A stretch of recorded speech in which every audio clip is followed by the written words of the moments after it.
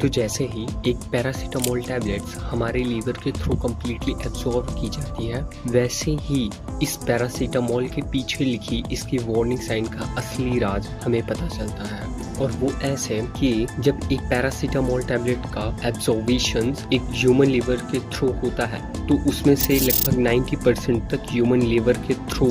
Absorption ही किया जाता है, और बाकी का बचा हुआ 10% पार्ट, जिससे कि हम एसिटामिनोफेन भी बोल सकते हैं, वो हमारे साइटोक्रोम P450 एंजाइम के थ्रू मिक्स अप होकर के एंजाइम के पाथवे के थ्रू कम्प्लीटली एब्जॉर्बेशंस किया जाता है, एंड इस बायो प्रोसेस के थ्रू हमें मिलता है NAPQI, जिसे हम NIPQ भी बोल सकते हैं। ये एक हाईली टॉक्सिक केमिकल होता है जो कि हमारे लीवर के थ्रू ही प्रिपेयर किया गया होता है।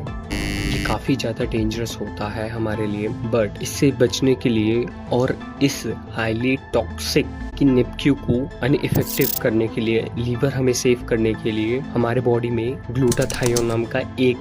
केमिकल रिलीज किया जाता है, जो कि NAPQI के साथ एक बाइंडिंग को क्रिएट करता है और उसे अनइफेक्टिव करके बॉडी से बाहर निकाल देता है। सो इससे तो हमें कोई प्रॉब्लम नहीं हुई, तो ये वार्निंग साइन आखिरकार लिखी क्यों जाती है? सो अगर हम वार्निंग साइन को ध्यान से देखें तो उसमें daily dosage and heavy consumptions dosage को कंज्यूम करने से हमें क्लियरली मना किया जाता है, क्योंकि अगर हम पैरासीटामोल जैसी टैबलेट का डेली कंजम्पशन करेंगे विथ हाई अमाउंट में, इससे से हमारे लीवर का ग्लूटाथायोन के प्रोडक्शंस पर भी इफेक्ट होता है और वो खत्म हो सकता है हमारे बॉडी से। एंटीऑक्सीडेंट होने की वजह से ये हमारे लिए बहुत ही ज़्यादा ज़रूरी होता है। और अगर यदि हम 24 आवर्स के अंदर 4 ग्राम से ज़्यादा पैरासीटामोल का कंजम्पशन कर लेते हैं, सो इससे हमारी बॉडी में ग्लूटाथायोन की डिफिशियंसी होगी और NAPQI का लेवल यानी कि NIPQ का लेवल काफ़ी ज़्यादा इंक्रीज हो जाएगा, जो कि ग्लूटाथायोन की कमी की वजह से ये हमें काफ़ी ज़्यादा हार्म पहुंचा सकता है।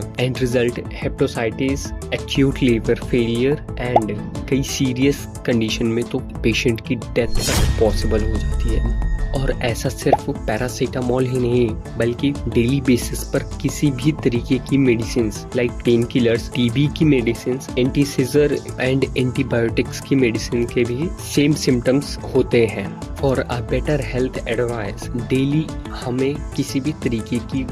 मेडिसिन का कंजम्पशन नहीं करना चाहिए। अगर ऐसा करना पड़ता है तो with low amount. So next time 2 times की टैबलेट के बीच में लगभग 4 to 5 आवर्स का गैप बहुत ही ज़्यादा ज़रूरी रहता है हमारी बॉडी को रिलैक्स होने के लिए